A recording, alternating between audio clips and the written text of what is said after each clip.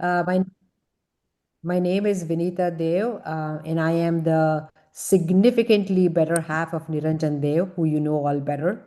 And I'm also the host this morning for a little bit. So chef and gastroenterologist, right? These are not two words you typically would say in the same breath. Although, come to think of it, they share, there's a common platform between the two of them, which is gastronomy. And one brings art and immense pleasure to it. The other one, I'll let you fill in the blank for yourselves, right? But this morning, I'm actually going to, we're bringing to you a powerful duo that is going to show us that better health doesn't begin with a complicated diet or any diet for that matter. In fact, our guest chef today hates the word diet. That's what she said to me last time we met. So our guests this morning are essentially trailblazing the emerging field of culinary medicine, and they've been on a mission to prove to a wide variety of audiences that nutritious food does not have to be boring or it does not have to be laborious. So it is my pleasure this morning to introduce Dr. Meenakshi Budhraja, a board certified gastroenterologist with more than 35 years of experience caring for patients and training I physicians. don't want to be She's, seen.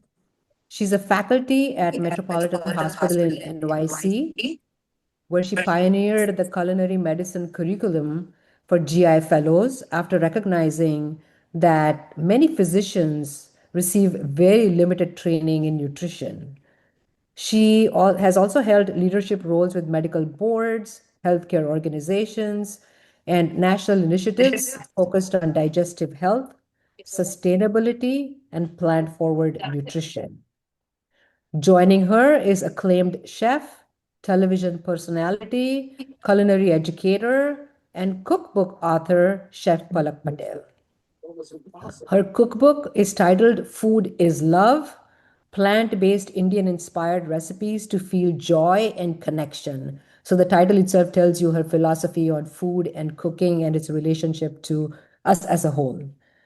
Through her cookbook, media appearances, public speaking, and actually even cooking demonstrations, which she's going to do for us this morning, she continues to show us healthy food can be tasty, satisfying, and accessible to all of us at all times. So please join me in welcoming them both. A couple of housekeeping announcements. One is please post all of your questions in chat box. I will curate the questions, and at the end of the sessions, we will have Q&A, and we will try to get as many questions as possible. Please also make sure that you stay on mute throughout the demonstration and the webinar. And then last but not the least, I guess, just like that, let's start cooking. Well, I'll double check to make sure. If you can drop in the chat, can you all hear me okay? And what you should see on your screens is two split screens. One where you'll see my iPhone, and that will be my closer camera. And then one that you're seeing just Dr. Meenakshi and I on screen. So volume and the split screen so that you can see the entire demo. Also, please mute yourselves so that we can run through the demo, and then we'll have your questions answered at the end. Thank you. Okay, well, we're really excited to be here this morning. Meenakshi and I met a couple of years ago through a mutual friend, and I was really excited to, one, meet a doctor that shares the same philosophy for food and just living well without the restrictions that we feel are imposed on us because we need to eat healthy. So we started working together doing culinary medicine for GI and hospitals around New York City. And I'll let her talk about that a little bit. But it's just been fun to, one, understand the science behind a lot of what doctors will tell patients, and then to translate that into something delicious, something practical, something people can touch and feel and taste as a chef. So to me, this is a dream come true about working in a hospital system without going to medical school. I'm sorry, mom and dad. I didn't finish pre-med because of organic chemistry, but nevertheless, I do have the privilege and the pleasure of working with doctors like Dr. Meenakshi, and yeah, so it's been fun, and we're excited to share a lot of fun things with you this morning. Thank you, Palak. Can you still hear me? Yeah. It's a little, okay. My story is that I'm from Arkansas, well, originally from India, from Punjab. And I practiced in Little Rock, Arkansas for almost 35 years, a solo GI practice. And I noticed that people were getting sick from what they were eating. No surprise there. And so I think Palak knows this. I joined the culinary school as a teacher of chefs, and I found out that they were trained in the wrong way. They were trained to create disease. So I introduced the healthy food curriculum at the culinary school in Arkansas, and I moved here in 2 or 3 years ago full time, and I'm at Palak.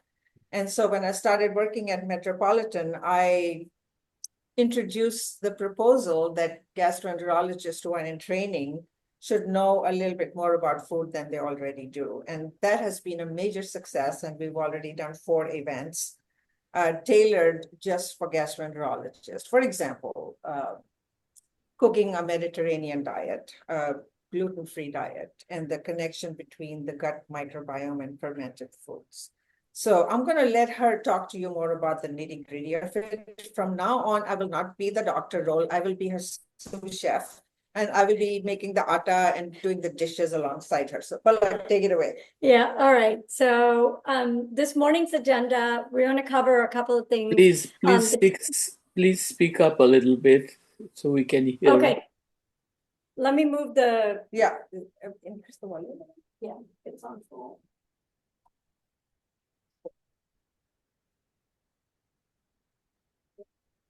How's it now? Can you hear us? I speak pretty loud, so this should be... Is it loud? I can hear, but it's kind of soft. Just increase the volume a little bit. It's on full volume. Are You you having trouble hearing me? No, you are coming out loud and clear. Yes, you are It coming needs out to loud. dial back in. Okay. Okay, Yeah. thank you. Good to know. All right, Yeah. so let's kick it off. I had an opportunity to chat with the team beforehand in preparation to figure out what we're going to do this morning. And the fun task that I got was, hey, Palak, can you please make healthy recipes that we already, or we eat these recipes, can you make them healthy? And so this morning we're going to do a couple of them. And my goal right now is to, one, keep the traditional recipes the way that you know how to make them. But I'm going to show you a lot of healthy swaps.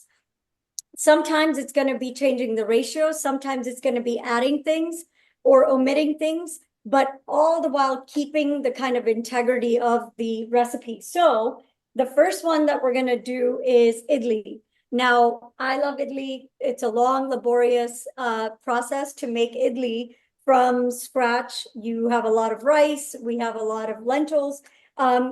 So we decided to make healthy idli. And idli, normally, the ratio is like 3-to-1 for the rice and lentils.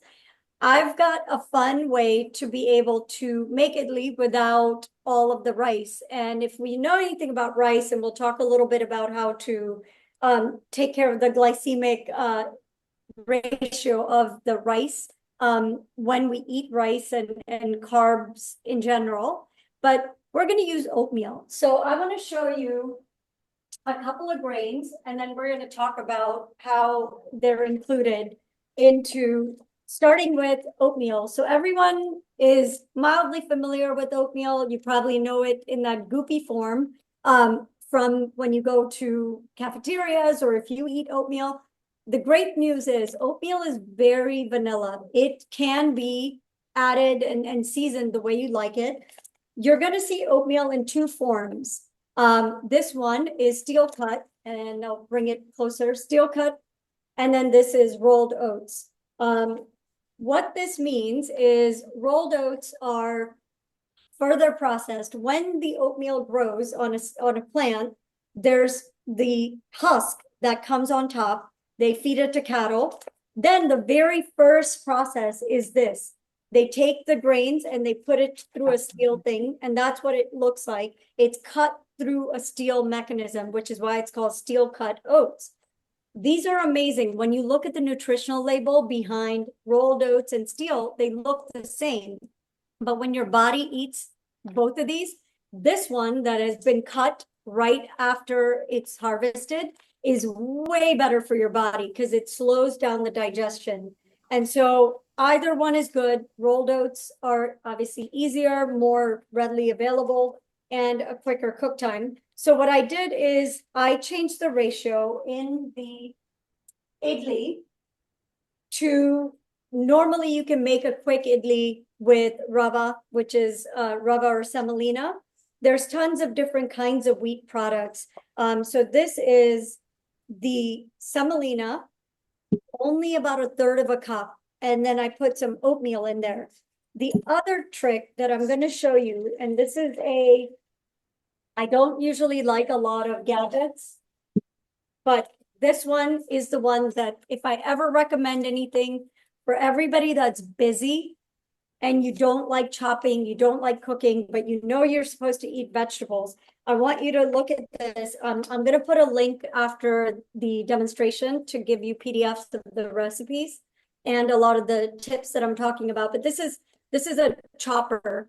And the reason I like this chopper is incredibly fast and it's very, very powerful. So let's take a carrot, for instance. Now, if you're going to cut it, maybe if you're fast and you're a chef or your grandmother, you're probably cutting carrots at a relatively fun and fast pace. This machine takes less than 5 seconds to disintegrate this carrot.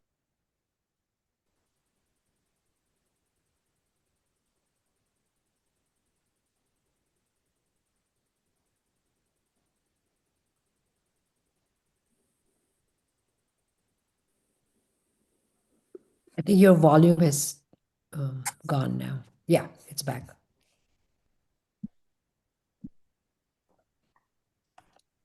Okay. I was complaining to Palak that I don't have one of these, so she's going to give it to me after this demo. $15. It's not an expensive device, but watch it. Done. This is magic. So you see all of the carrots and you can go even finer.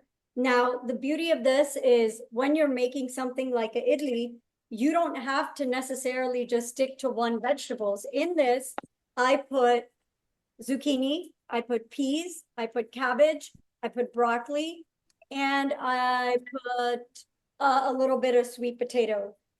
It's your idli, you can do whatever you want. For me, the vehicle of just eating vegetables has to be in a familiar form.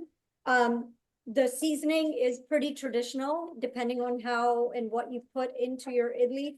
I did ginger, I did hing, and then I put some chili just to spicy it. And then I put salt. Meenakshi's gonna put the baking powder or Eno. And then we have a steamer going here. How much Eno should I put? Just whatever you put in normal idli. And then we're gonna just steam the idlis like we do. This recipe I created for my cookbook, and I made it in ramekins. If you don't know what a ramekin is, it's like American like dessert thing that looks like glass, and it's about this big. You can put it inside of a steamer, like in a plate. And if you didn't have an idli stand, that doesn't mean you can't make idli. You can just use a glass Pyrex thing, small one, grease it, and then put it in. So idli is, Chef? yes. Good. Yep. And then we're gonna mix that and then just pop it into the steamer. Again, same process for idli that, you know, if you don't have the stand, you're still going to do the same things. You're just going to use this about 20 minutes. And if it needs more, great. After it has the 20 minutes, we're going to take it out, let it rest for a little bit. And then you're going to use any kinds of chutneys that you're used to making. You can make those, and I'll talk about chutneys in a bit. The next thing I want to talk about is kind of how to amp up once you are making, for instance, a chutney. Traditional chutneys are made with cilantro, ginger, and then another like dahlia. Sometimes we put peanuts and sometimes we put cashews. Here's the beauty of increasing the nutritional value of something that you're already cooking. And that is going to be nuts and seeds. You're probably familiar with peanuts. So peanuts. Excuse me, chef. Yes. Yeah, is this good? Yeah, you're going to spread out. You need a little bit Yeah, more. okay, Yeah. little bit. Everyone knows peanuts in Indian cooking. Peanuts have the highest amount of protein that any kind of nuts have. So peanuts, of course, we cook a lot with, and we'll talk about how to play with the ratio of the peanuts. Cashews, of course, another nut that is high in protein and fat. Sunflower seeds are wonderful to put in chutneys. They don't have a whole lot of taste. So if you put like a tablespoon or something, that's great. Pumpkin seeds, also they're green. Pumpkin seeds are very high in copper and zinc. And then two other ones that I want to show you for omega-3s. This is hemp seeds. Let me see, I'm going to get them out in my hands. Hemp seeds are so wonderful. They're so highly nutritionally packed, and they have very little flavor. So anything that you're cooking, it doesn't matter, chutney, dal, khichdi, you can just sprinkle like 2 or 3 tablespoons. You'll barely taste it, and that's what they look like. And when you buy hemp seeds, you can get these at Costco, like the big bag. You want to make sure you store your extra nuts and seeds in the freezer or the refrigerator. I'm pretty sure most Indians do that. My mom has 3 refrigerators, and some of you probably have 3. So one is dedicated for nuts and seeds. Why do we do that in flowers? The reason is all of these nuts and seeds have natural oils. And what happens is the kitchen gets really hot and then it gets really cold. So the nuts will release their essential oils. And that's what makes them go off, and you'll start to smell like a funky smell. So nuts and seeds will always be in my refrigerator along with flowers. So that's a great way to keep them fresher for longer, as well as utilize them in more than just traditional recipes. You can, of course, snack on them. It's a great way to get your protein and healthy fats for the brain, including walnuts. Not as many walnuts in Indian cooking except for dessert, but I put them in anything that I can, because when Vanita and I worked together, I worked for a neuroscience company. And one of the things that we learned in the company is a lot about how the brain gets engaged. So our brain loves novelty. That's just a neurological fact. If you take that learning and you figure out, well, how do I get my brain to be engaged in healthy cooking? The whole idea about when we work with GI doctors is to encourage patients as well as doctors when they get this diagnosis of like, you have GI issues, oh, you have to eat a FODMAP diet. A FODMAP diet is just helpful in eliminating a lot of the foods that cause issues in our GI tract. What the patient hears is, look at all the stuff I can't eat. And I'm here to tell you, whenever we think about eating healthy or eating for a particular diagnosis, that's not the end of the world. You can have so many other things that you can bring in to eat. Just for yeah. a little explanation on the FODMAP diet, we use it for people who have gas and bloating and irritable bowel syndrome, super common condition. So when I told Palak, we can't use any onions and garlic, she just looked at me and says, no problem, I'll figure something out. And she did. So our last event that we did was on FODMAP diet, and everybody just loved everything that you made, Palak. Yeah, it's in the, when you're thinking about eating better or eating more of something, think of it as more of an expansive thing. Think about all the new things that you haven't experimented with and bring them in. So that brings me to a very, very popular recipe. I tried to figure out this morning why sabudana khichdi. Well, do you know what else sabudana is called? Meenakshi? Sabudana? Sabudana. Okay, everybody knows this, right? It's a tapioca starch. It's incredibly good, except it's all carbohydrates. My mom eats it when she's fasting. To me, it's counterintuitive. You're fasting, which is great for the body, but then you spike your blood sugar by eating this. It's just so comical to me. So first recipe that I decided, I was like, okay, we're gonna kind of do a very big health swap in this recipe and still enjoy the pearls of, tapioca that everyone loves.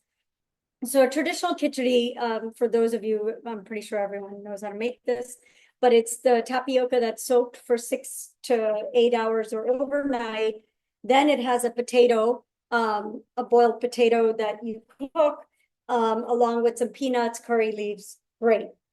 The problem with this much carbohydrates going into your bloodstream with a potato is you're going to have this huge spike, and then you're going to feel tired.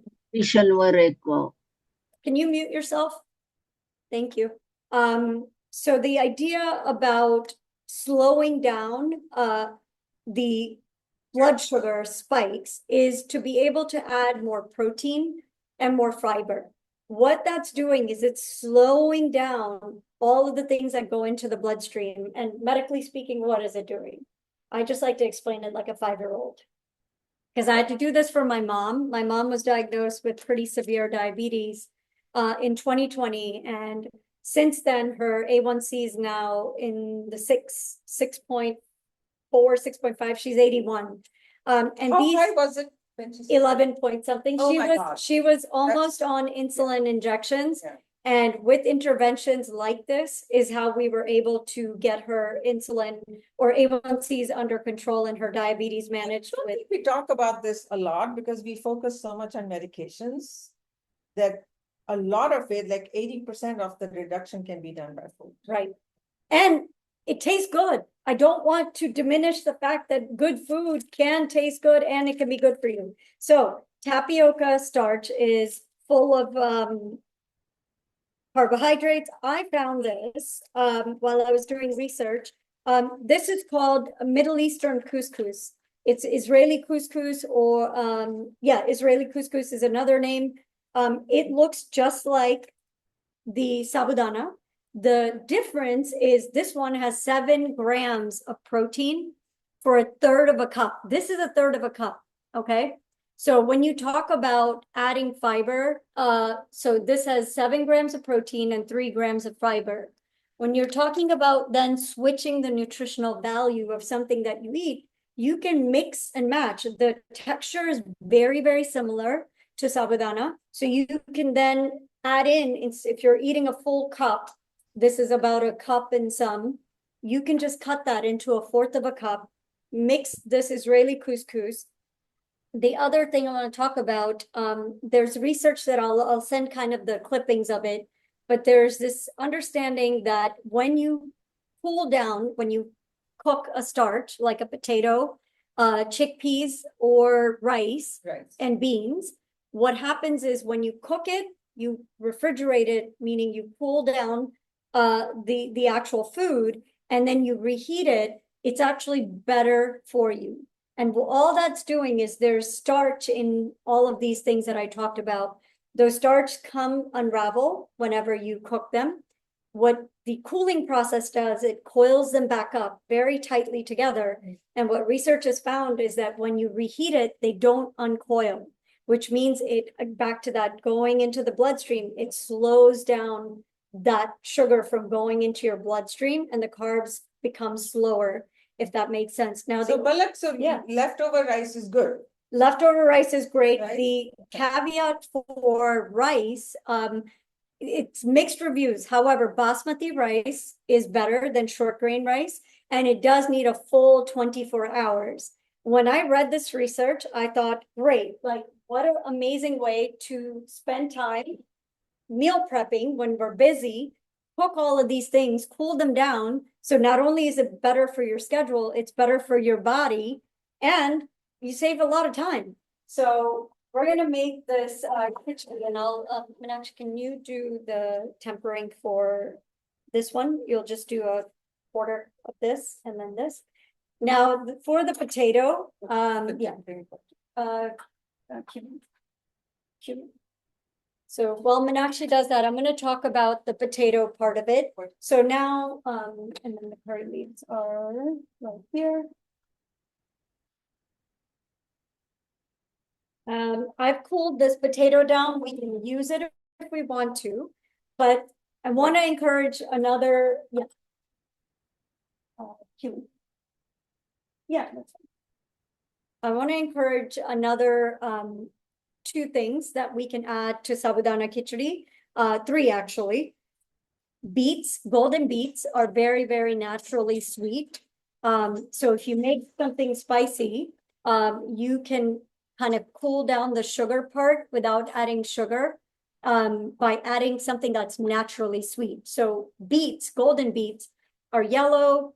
They're very sweet. They're very good for you. And a fun thing, I actually cooked this beet in a paper towel wrapped in the microwave, and it took about 4 minutes. You can start at 3 and then increase up till about 5, but about 4, depending on how big your beet is. You're just going to take the kitchen paper towel, wrap it, throw some water on it, and put it in the microwave, and you can cook a beet in no time. And then the same way you can do a sweet potato. So we're going to add to the sabudana khichdi some beets and sweet potatoes. And then remember I mentioned the peanuts that have very, very high protein. We're going to do peanuts in 2 ways. I've ground up some peanuts right here in a blender. So it's a powdered form. The powder will then coat each one of the starches. What's another thing that helps your body kind of have less spikes of sugar is when there is protein that's involved. And so if you're coating the carbohydrates in protein, which is the peanut, it slows it down. So the body gets the protein first before the carbohydrates. And then we're also going to do some peanuts. You can do cashews if you want in here. The novelty of the brain about having texture is it loves finding new things. So crunchy things, spicy things, sweet things, soft things with, yeah.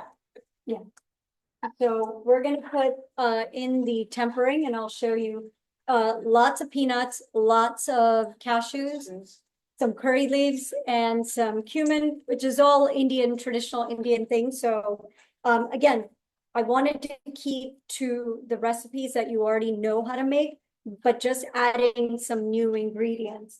A quick note about this Israeli couscous. It only takes 8 minutes to cook. You're going to see the package instructions wherever you buy them.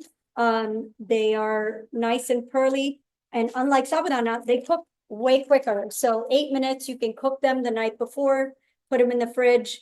Again, it's a starch, so you're going to cool down, tighten the starch strains.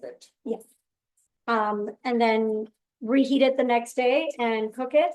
And then the last thing that I'm going to do is really, really make this a super healthy thing is I did an entire packet of greens.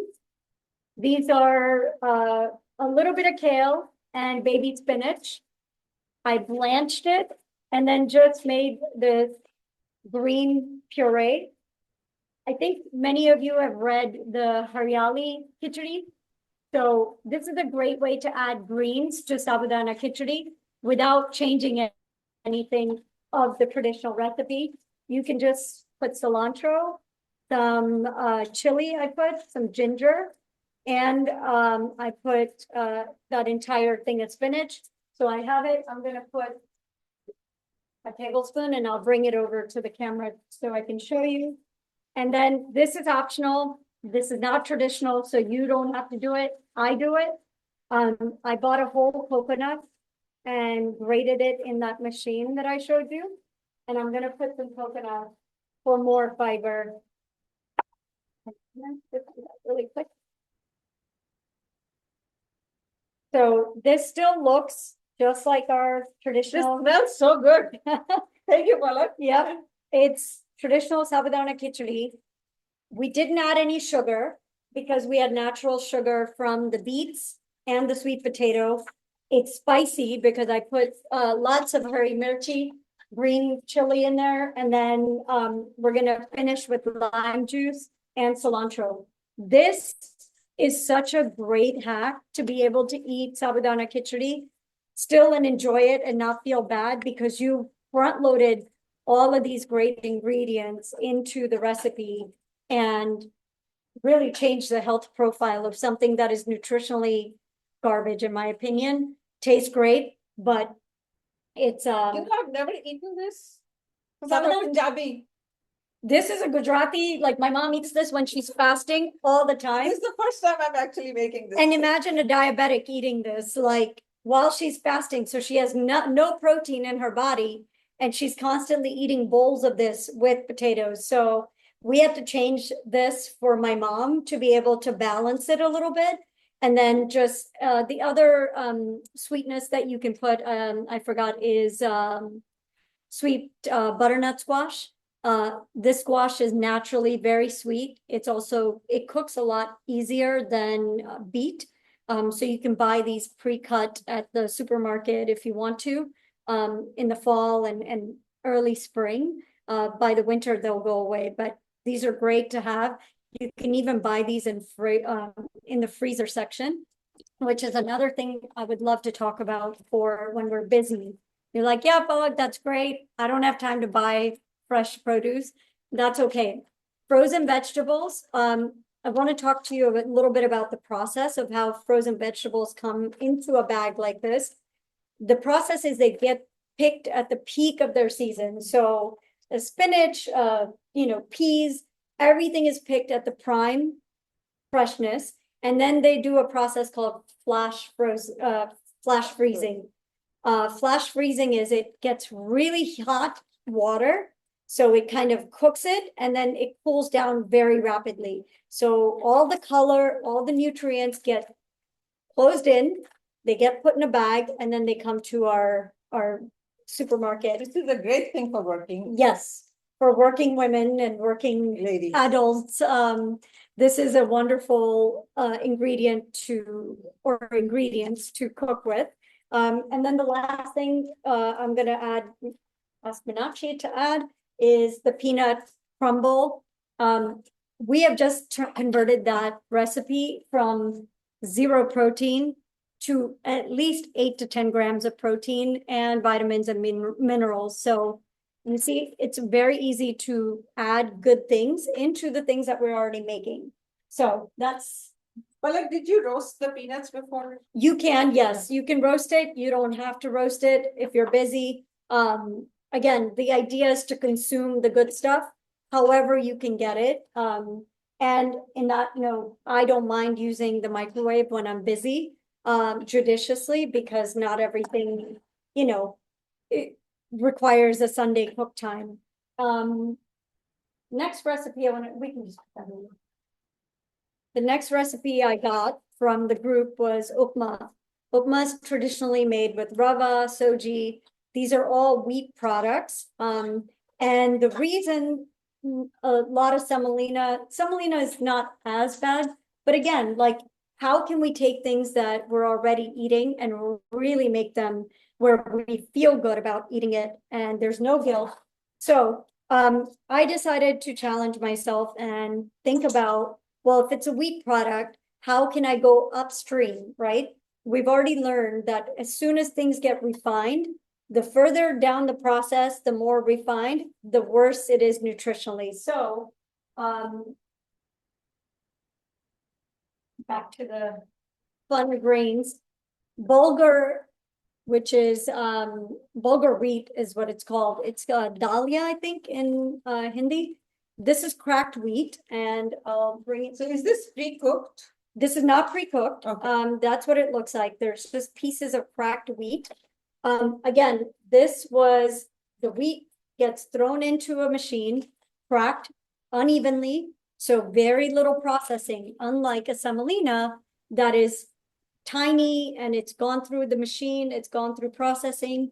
So I decided to use bulgur wheat, but then I was like, well, what happens? Because the idea is that it needs something soft, and the tadka and all the vegetables that we put in is really where the flavor comes from. And you can use, again, back to the ratio. So let's assume you're using 1 cup of rava for your upma. If I can encourage you to maybe do a quarter of a cup or a half a cup, and the other half, you can use the bulgur wheat, you can use buckwheat, which is, again, a whole product. You can use millet. What's buckwheat in Hindi? Buckwheat, I don't know. Kuttu? Kuttu? Yeah. Millet. This is kuttu, sorghum. No, No. yeah, this is the same thing. So kuttu is buckwheat. Sorghum is jawar. Jawar, that's right. You can use quinoa. These are grains that are, again, very high in protein, high in fiber, and there's no gluten in them. And so you're managing the gluten from the semolina and the bulgur wheat, and then you're offsetting the ratio. The other thing I did using the chopper is, I'll bring this over. I decided to add more vegetables, nuts, and seeds into the tempering. So I did dal, and instead of like a little bit of dal, I did a lot of dal because it tastes nice and crunchy. I did peanuts, I did cashews, I did fresh pea or frozen peas, and then I Chef, added, which dal did you put? I did the yellow little one, mung dal, and urad, mung and urad. Could you put other dal? Like You can chana? put any dal. The only caveat, once you put the dal in, make sure that it gets nice and toasty and it cooks. Otherwise, it's going to be kacha. It'll be very rough on your teeth. So make sure that it's cooked. The other thing you could do is you can soak it a little bit, 10-15 minutes max, and then you put it in the tadka. So it's not fully cooked. It's not going to disintegrate, but it won't hurt your teeth. And then I put carrot. You can change, the ingredients in here. Cauliflower has no taste, actually. So if you did just a tiny bit of cauliflower, again, sometimes you only have to eat about a tablespoon to 1/3 of a cup. In the entire mix, you're not going to taste it. As my mom says, if you put salt and mirchi, everything tastes great, especially with this. We have so many flavors that you're not going to miss. So I've already toasted all of I ground it up into in a blender. You can also, you can use a small blender, a high pressure blender, and then you just toast it until you can smell the thing, and then coat it with all of the things and put water and cook it until it's the consistency you like. The green. What's the proportion of the water? Because these are different grains, you're gonna use at least 2 cups or 1-to-2 ratio. Okay. You may need more depending on what grains you get. Oh, And keep in mind, because these are not fully gluten, they're gonna take more time to cook. You can also do this in the Instapot on a low pressure thing. The other technique that I've seen my mom do is she will put the spinach puree that we made, and she can make a green upma. You don't have to. You can also do a beet upma. Again, let's put it. okay, let's put I it. want She the says, green. doctor says, let's put I want the green. green upma. Here we go. Thank you. Yep. Palak, can I pause you for a Yeah, few seconds? I want to. yeah. Thank you. Welcome.